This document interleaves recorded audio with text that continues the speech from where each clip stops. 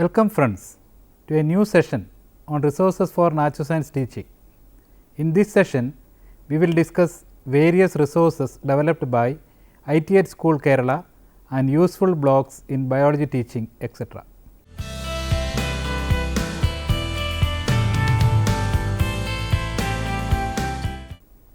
IT School Resource Website. IT School Project of Kerala is a novel venture to expand ICT enabled learning at school level in the state of Kerala.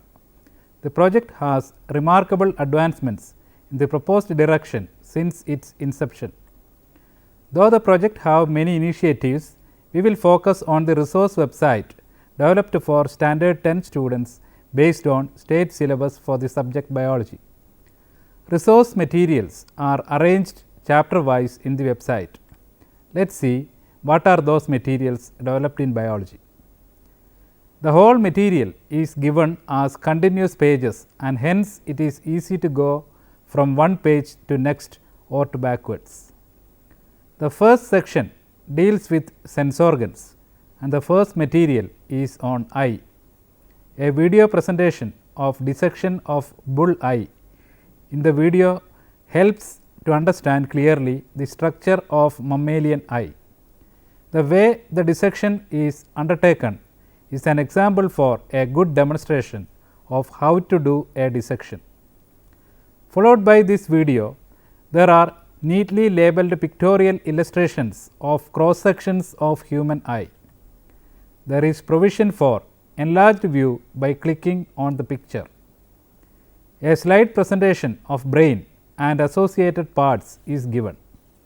It involves photographs of cranium, meninges, cortex, CS of brain, cerebellum and medulla. Animated video presentation on hearing is resource of good quality. Showing this video, you can ask your students to write down the mechanism of hearing, which is otherwise not able to transact effectively by verbal explanations. Followed by the video, labeled pictures showing CS of human ear is given. Animated video on structure of spinal cord is given, but it is not up to the mark as it shows only a part of the spinal cord instead of the complete structure. But it is helpful to show how nerve impulses generated and transmitted. Animated video of reflex arc is follows. This animation is linked to the content and the activities in the textbook. Stimulus response in animals is the next section. Images of nervous system in hydra and human beings, autonomous and sympathetic nervous system, cranial nerves, etc. are given. Chemistry behind responses is the next section in the presentation. The content of this section deals with hormones. A picture showing location map of endocrine glands in human body is the first item. A worksheet is attached with this portion so that pupils can easily comprehend it. The next item in the presentation is a video demonstration of Benedict's test, which help pupils to see how to do a Benedict test and how to handle chemicals and glassware.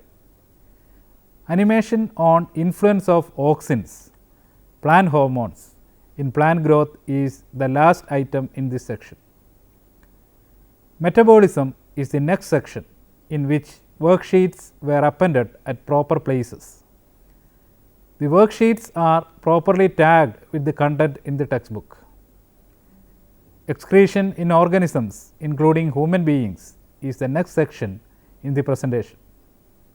A video presentation showing location and structure of the most important excretory organ in human body, the kidney and associated parts is given. The internal structure of the kidney, nephron and mechanism of urine formation also illustrated using animations in this presentation. Another video showing the detailed structure of nephrons also is provided. The animated video of glomerular filtration helps to understand the process of ultrafiltration taking place within kidney. Dialysis is a common term for all of us, but only a few have a chance to see the process. Slide presentation on excretion in other animals is the last item in this section. The next section deals with diseases and causative agents. Slide presentation on disease causing microorganisms and images of bacteria, virus, fungus and protozoa are given. Animated video of harmful effects of tobacco and smoking is well illustrated. A list of useful websites is given to collect details of diseases to various livestock. This can be given as a project to pupils.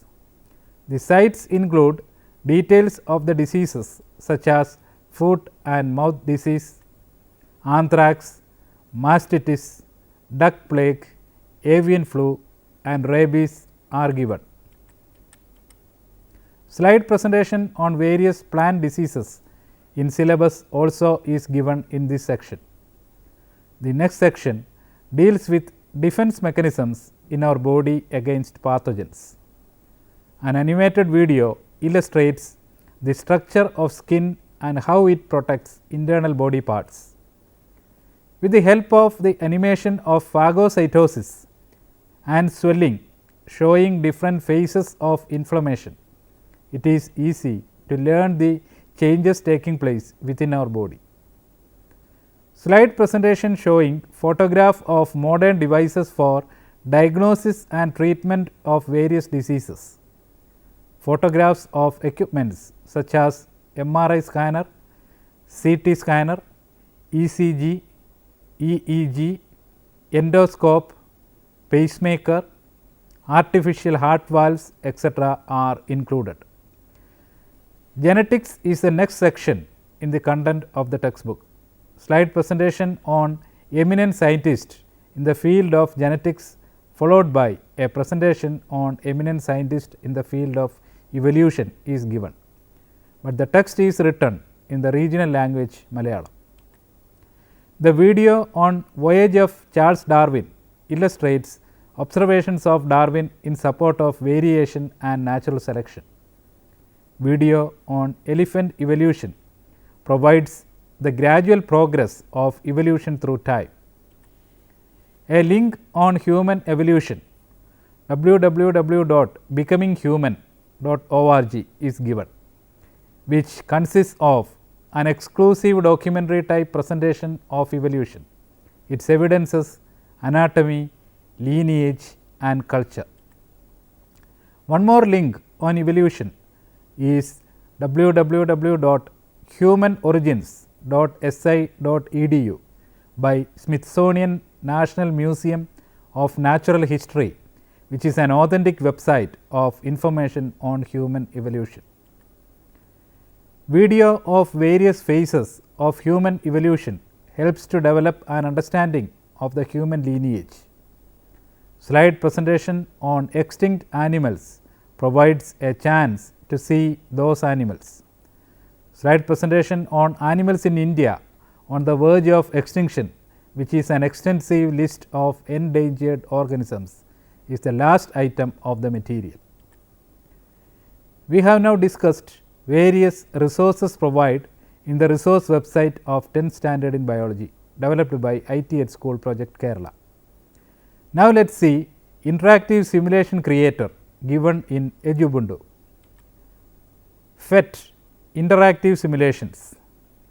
PhET interactive simulations is an ongoing effort to provide an extensive suite of simulations to improve the way that physics, chemistry, biology, earth science and math launched by University of Colorado. These simulations are interactive tools that enable students to make connection between real life phenomena and the underlying science which explains such phenomena. A team of scientists, software engineers and science educators use a research based approach. They incorporated findings from research to create simulations that help students to develop an understanding of scientific concepts. PhET simulations animate what is invisible to the eye through the use of graphics and intuitive controls such as click and drag, manipulation, sliders and radio buttons. User is able to manipulate the interactive simulations, hence feedback is immediate by the corresponding responses as a result of the manipulations. The PhET administrators extensively tested and evaluated all of the simulations to ensure educational effectiveness and usability. These tests include student interviews in addition to actual utilization of the simulations in a variety of settings including lectures, group work, homework and lab work. All PhET simulations are freely available from the PhET website and are easy to use in the classroom situations. The following principles are suggested for the design and use of simulations. 1. Define specific learning goals. You are familiar with defining objectives, hence it may be easy for you to define learning goals in specific and measurable form. Try to make the simulations aligned with the content. 2. Encourage learners to use making sense and reasoning. The activity should be designed in such a way that it should be encouraging the learners while they manipulate the situations. Usually we have a feeling while engaging in a learning activity, the performance in the activity is the product. So, develop a feeling in your pupils that it is not their performance, but what they learn from the manipulation is important. 3. Linking previous knowledge and understanding. We all have unique experiences and perceptions on everything to which we are exposed. Identifying the background of your pupils, their level of exposure to various learning situations, etc., are important while designing simulations. The simulations should be all inclusive in nature to eliminate misconceptions, if any, in learners. 4. Connect to real life experiences. It is true that experience is the best teacher. Daily life experiences proved as highly influential in meaningful learning. Whenever you are using or designing simulations, just remind this principle. 5. Design constructive activities. Learning is contextually shaped is the vision of present curriculum. An interactive and noisy classroom is more meaningful than a silent classroom in such a background. So, try to design materials that require learner communication and cooperation. More learning happens when they communicate their ideas and reasoning to each other. 6. Instructions on using simulations. Clear and precise instructions at proper places are highly significant in constructive approach. So, you should be thorough with the nature, type and timing of instructions. Give only minimum instructions and enable learners to explore, find out and reason out using simulations. 7. Develop reasoning ability. The simulations are designed to help students develop and test their understanding and reasoning about the content of learning. Simulations are most effective when students are able to explain their reasoning clearly and meaningfully. 8. Opportunity for feedback. Provide enough opportunities for learners to check their own understanding. Simulations are an effective tool in this regard. While manipulating simulations, learners will be continuously reflected upon the changes that occur involuntarily. Such action may provide immediate and continuous feedback on their level of understanding. The design and use of PhET simulations are based on extensive research in the following dimensions. Which characteristics make these tools effective for learning and why? How students engage and interact with these tools to learn and what influences this process. When, how and why these tools are effective in a variety of learning environments. Contributions to PhET. You can have an option to contribute to the project in different ways. If you have developed concept questions, problem sets, lesson plans and other educational activities based on PhET simulations that may be of use to others, you can share your work. If you have an idea for a PhET simulation, you contribute that idea. The PhET simulations are presented in English originally and it can be translated into other languages. This can be done using a simple tool called the PhET translation utility and requires no programming skills. The simulations are free, but they are expensive to create, test and maintain, and hence you can contribute in the form of donation also. Now, let us see few illustrations of simulations given in PhET website.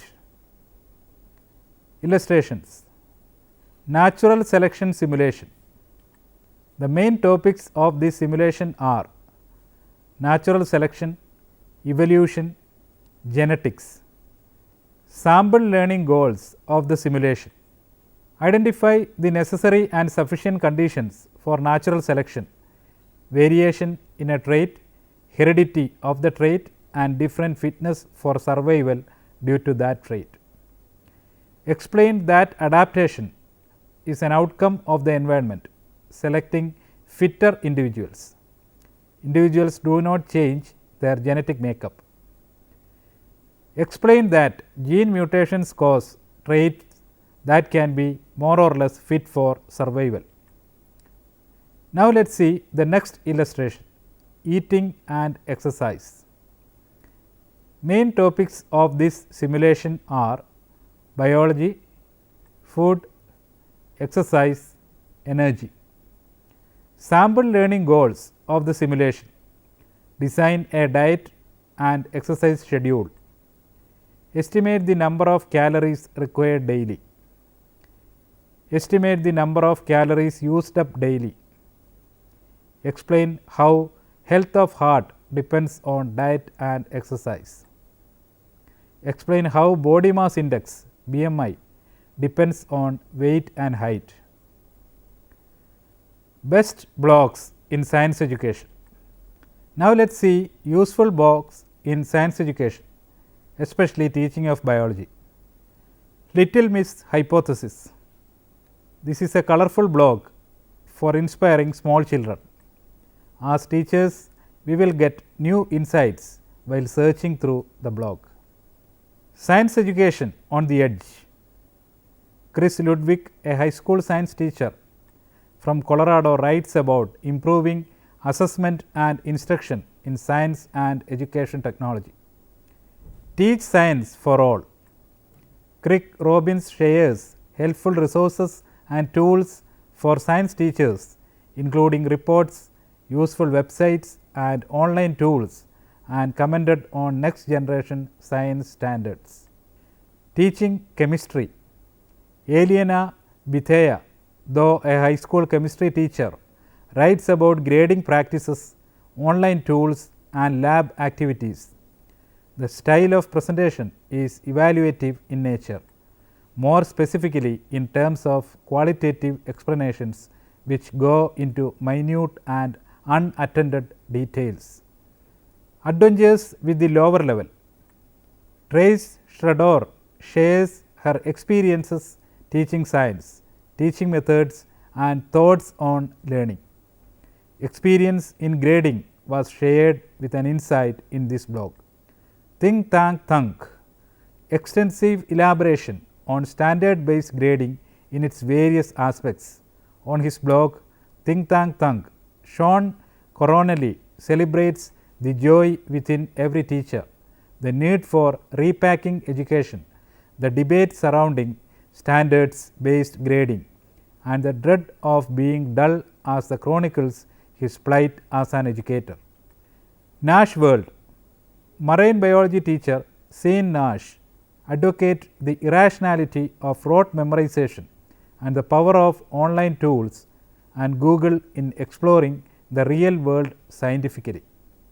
Science Teacher, an extensive blog active since 2007, covered a wide range of topics in science as doing. Dr. Seuss, as a science teacher, challenges technophiles to understand deeply and explains why he has made a tradition of culminating each school year with a field trip to watch horseshoe crabs in the throes of romance. Teach Science. At Teach Science, Ed Hitchcock explores the power of examples through his writings. Each post is designed in such a way that interested readers can go for more information and other can just pass by. And it is very interesting to read the examples cited for every aspect. Teaching Science and Math. David R. Wetzel provides helpful information for science and math teachers, including best practices, online resources for the classroom and pedagogic principles of good value. The posts are exclusive on strategies and its rationale. Tearing Down Walls. Derek Willard teaches AP Environmental Science and discusses using social media and online tools to extend lessons outside the walls of the physical classroom. The use of various digital tools is illustrated well in this blog. Free Library Open Source Science Education. Pseudo teaching and trends like the reverse lecture are hot topics on free library open source science education. Steve Dickey shares his own innovative methods, including cartooning with Go Animate and creating his own textbooks through this blog. The Science Classroom. Jody Bowie, a physics teacher, reports on the thrill of seeing students connect classroom lessons in everyday life. He briefed on designing online syllabus and need to develop capacity for online teaching. Just Call Me Miss Fizzle. The blog highlights the significance of personal and informal contacts and interactions between teacher and pupils in shaping the life of later. The enthusiasm that a teacher gets from her profession can be easily identified while reading this blog. This reminds us about the requirements for a successful teacher beyond subject knowledge. Reflections of a Science Teacher. Sandra McCarran dismisses the notion of a rubric for thinking, believes that a successful classroom starts out with a vision and considers the merits of science fairs that have been sacrificed to make way for education reforms. In the blog, she highlighted the importance of planning as a meditation for the success of teaching. She also stressed the importance of designing appropriate methods and approaches of unique characteristics. Using blogs in science education. Stacy Baker is a high school biology teacher and writes about how to use classroom blogs to help students learn science. He also elaborated on the influence of social media on science teaching. He is one of the administrators of Synapse, a social media for science teachers. Teach Brian Teach. Brian discusses what makes a good science conversation, reflects on teaching, shares observations of students and explains why it is important to point out when students are having fun doing science. He also explored the innate potentialities of children. Mr. Barlow's blog. Mr. Barlow is a high school science teacher and podcaster from Melbourne, Australia, who shares interesting science studies, cool science news and optical illusions at his blog. There are rich collections of videos which are highly useful to develop interest in learning science. Science Fix. Science teacher Darren Fix provides excellent videos of experiments in his blogs that can be replicated for the classroom. Biosports. Biosports consist of a list of useful biology blogs. The list is given as follows. ജീവശാസ്ത്ര Jalakam, a blog in Malayalam. BioVision, a blog in Malayalam. biologyblog.com. Extreme Biology, the biology blog. MJ's Human Biology blog. Think Gene Genetics and Biology blog. Bite Size Bio, Steve's Systems Biology blog. Biology, using blogs in science education. Biology animations, high quality biology animations about cell biology, microbiology, genetics, immunology, cancer treatments and diagnostics. Human organs consist of extremely good photographs of human organs and its internal structure. The National Association of Biology Teachers. Let's sum up the ideas that we have discussed during this session. In this session, we have discussed about the resource website for class 10 developed by ITH School Project Kerala. The website is an extensive source of resources for biology teaching. Videos and animations are of good quality and directly link to the course content. The PhET interactive simulation was another topic for discussion. We have seen the principles for design of simulations and few illustrations. In the digital era, blogs are a powerful tool for communication and dissemination of information. There are numerous blogs in different languages available in web. For viewing biology content, language is not a hindrance. We have seen some of the useful blogs also in this session. Here are few assignments for you to work out. 1. Bring out the significance of video presentation in biology teaching. 2. What are the principles for the design of animations? 3. Give an account of PhET simulations. 4. Make a list of 5 blogs which are useful for biology teaching. 5. What are the simulations in biology? Now, let me suggest few references for your further reading. Bransford J.D., Brown A.L. and Cocking R.R. 2000, How People Learn, Brain, Mind, Experience and School, Washington, D.C., National Academy Press. www.it@school.gov.in, www.phet.colorado.edu, www.teachercertificationdegree.com. Thank you for watching this program. Let's meet again in another episode with another topic. Till then, bye.